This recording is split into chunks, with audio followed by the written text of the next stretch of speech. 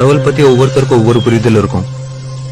என்னோட புரிதல்ல இருந்து வேணா ஒண்ணு சொல்றேன், உங்களுக்கு புரியுதான்னு பாருங்க. அம்மையும் அப்பனும் தந்ததா, இல்லை ஆதியின் வல்வினை சூழ்ந்ததா, இம்மையை நான் அறியாததா,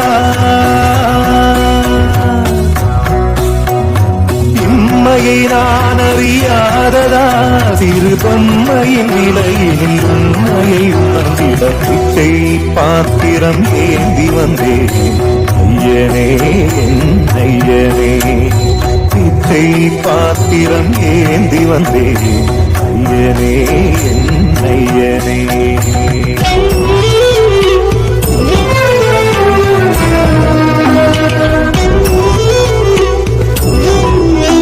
தனை செல்வமும் முன்னிடத்தில் நான் பிச்சைக்கு செல்வது எவ்வி